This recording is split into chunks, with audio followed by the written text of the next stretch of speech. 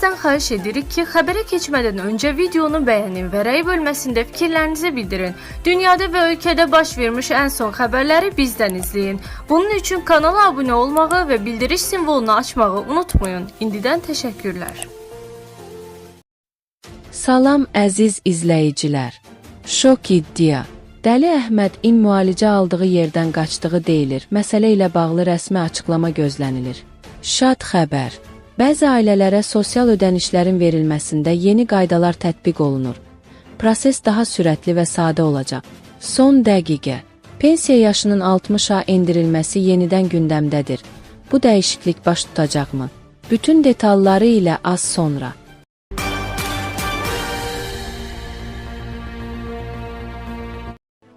Sosial şəbəkələrdə Bakıda 5 ailə üzvünü qətlə yetirən Əhməd Əhmədovun müalicə aldığı müəssisədən qaçdığına dair məlumatlar paylaşılıb. Paylaşılan səs yazısında bir qadın iddia edib ki, güya Əhməd Əhmədov saxlanıldığı tibb müəssisəsindən qaçaraq 2 nəfəri bıçaqlayıb. Hətta həmin şəxs ümumilikdə 10 nəfərin müəssisədən qaçdığını da bildirib. Bu məlumatlar ictimaiyyət arasında ciddi müzakirələrə səbəb olub. Nocoment az xəbər verir ki, məsələ ilə bağlı Daxili İşlər Nazirliyindən Bakı TV-yə bildirilib ki, sosial şəbəkələrdə Sabunçu rayonunda yerləşən müalicə müəssisəsindən xəstələrin qaçması ilə bağlı yayılan məlumatlar həqiqəti əks etdirmir və dezinformasiyadır. Xatırladaq ki, Əhməd Əhmədov 2024-cü il fevralın 13-də Xətai rayonunda 5 ailə üzvünü qətlə yetirib. Məhkəmənin qərarı ilə o, xüsusi tipli psixiatriya müəssisəsinə yerləşdirilib.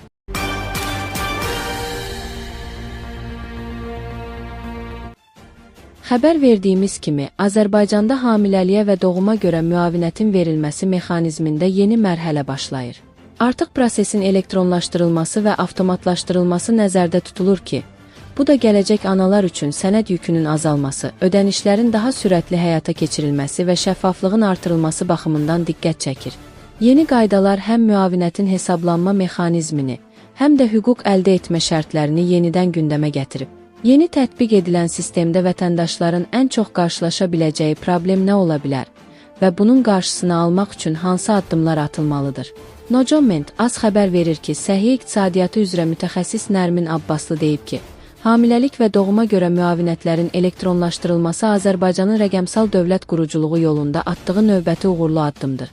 Lakin sistemin insan amili və texniki bazalar arasındakı uyğunsuzluqlar səbəbindən axsamaması üçün həm dövlət qurumları, həm işə götürənlər, həm də vətəndaşlar daha diqqətli olmalıdırlar.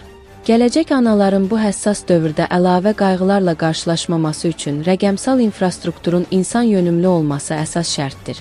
Sistemin elektronlaşdırılmasına və avtomatlaşdırılmasına baxmayaraq, tətbiq prosesində bir neçə ciddi problemin yaranma ehtimalı var.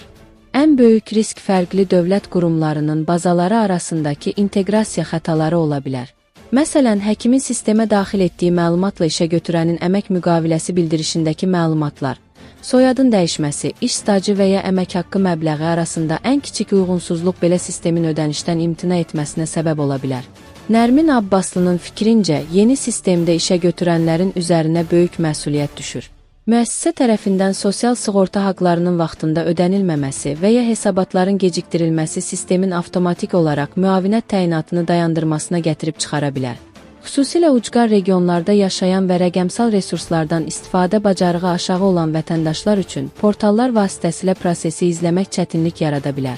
Ən Abbaslı bildirib ki, elektron sistemin effektivliyini artırmaq və vətəndaş məmnuniyyətini təmin etmək üçün aşağıdakı qabaqlayıcı tədbirlər görülə bilər.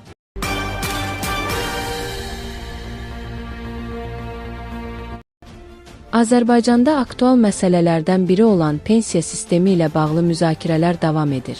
Belə ki, sosial şəbəkələrdə vətəndaşlar müzakirə zamanı pensiya sistemində problemlərin olduğunu, mövcudluğu və bu istiqamətdə müxtəlif dəyişikliklərə ehtiyac olduğunu qeyd edirlər. Əsasən pensiya yaşı, pensiya kapitalı, pensiyanın varisə ötürülməsi kimi məsələlər daha çox müzakirə mövzusuna çevrilsə də, bu istiqamətdə heç bir dəyişiklik müşahidə edilmir. Hazırda Azərbaycanda pensiya yaşı həm kişilər, həm də qadınlar üçün 65 təşkil edir. Rusiyada kişilər 65, qadınlar 60 yaş, Ermənistanda kişilər və qadınlar 63 yaş, Qazaxıstanda kişilər 63, qadınlar 61, Belarus, Qırğızistan və Tacikistanda kişilər 63, qadınlar 58 yaş, Türkmenistanda kişilər 62, qadınlar 57, Özbəkistanda isə kişilər 60, qadınlar 55 yaşda pensiyaya çıxırlar. Azərbaycanda hazırki pensiya yaşını əsasən orta ömür uzunluğu ilə əlaqələndirirlər. Son rəsmi məlumatlara görə, ölkədə gözlənilən orta ömür uzunluğu təqribən 74,6-76,9 il arasındadır. Son 14 ildə bu göstərici 70-dən 74-ə yüksəlib. Yəni bu rəsmi rəqəmlərdə belədir. Əslində isə son illər insanların orta ömür uzunluğunun daha qısa olduğu müşahidə edilir ki, bu da insanların daha az müddətdə pensiya aldığını göstərir. Əgər 1990-cı ildə 65-69 yaş arasında 3241 nəfər vəfat edibsə, 2024-cü ildə həmin yaşlarda 8471 nəfər vəfat edib. Statistikadan göründüyü kimi, 8000-dən artıq vətəndaş cəmi bir neçə ay və ya il pensiya ala bilib. Pensiya yaşının artırılmasının uzunömürlülüklə əlaqələndirilməsi nə dərəcədə doğrudur? Digər tərəfdən bir sıra ölkələrdə vətəndaşlar pensiyaya çıxmaqda maraqlı olduğu halda, ölkəmizdə pensiya yaşının artırılmasına baxmayaraq, vətəndaşlar çalışmaqda niyə maraqlıdır?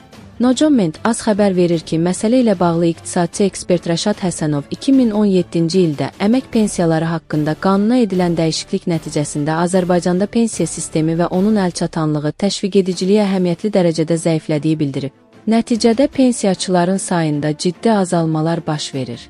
Belə ki, təxminən ötən 9-10 il ərzində 1.330.000 nəfərdən 1.100.000 nəfərə qədər azaldı. Eyni zamanda pensiya hüququnun əldə edilməsi ilə bağlı ortaya qoyulan mexanizmlər, minimum pensiya kapitalı, minimum sığorta stajı tələbləri, mövcud əmək bazarı, iqtisadiyyat və eləcə də bu konjunkturada formalaşan faktorlarla uzlaşmır.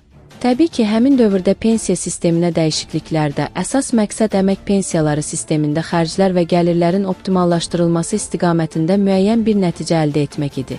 Çünki dövlət büdcəsindən transfer hesabına Dövlət Sosial Müdafiə Fondunun xərcləri əhəmiyyətli səviyyədə ödənirdi. Burada problem əslində əmək bazarı və iqtisadiyyatdan qaynaqlanır. Belə ki, əmək bazarının zəif olması, qeyri-formal əmək bazarının geniş yayılması, mövcud pensiya sisteminin gəlirlərinin az olmasını şərtləndirdiyi halda fokuslanma daha çox xərcləri optimallaşdırmaq və beləliklə pensiya əlçatanlığını azaltmaq istiqamətində yönəldi. Bu yollardan biri də pensiya yaşının artırılmasıdır ki, buna gedildi. Ümumiyyətlə, dünya təcrübəsində demoqrafik strukturun dəyişməsi, əhalinin təbii artım sürətinin aşağı düşməsi, orta ömrün artması, əmək bazarında şərtlərin dəyişməsi, fiziki əməyə tələbin aşağı düşməsi, zehni əməyin daha önə çıxması və digər faktorlar nəticəsində mərhələli şəkildə pensiya yaşının artması ilə bağlı prosesi görürük. Ancaq eyni zamanda məsələ ondan ibarətdir ki, dünya ortalamasında pensiya yaşı ilə orta ömür yaşı arasında təxminən 14-14,5 il vardı. Azərbaycanda isə bu, ən yaxşı halda 9 ildir. Yəni, dünya ortalamasından belə aşağıdır. İnkişaf etmiş ölkələrin təcrübələrində, hətta orta ömürlə pensiya yaşı arasında 20-22 ilə qədər fərq yaranır ki, Azərbaycanda bu göstərici aşağıdır.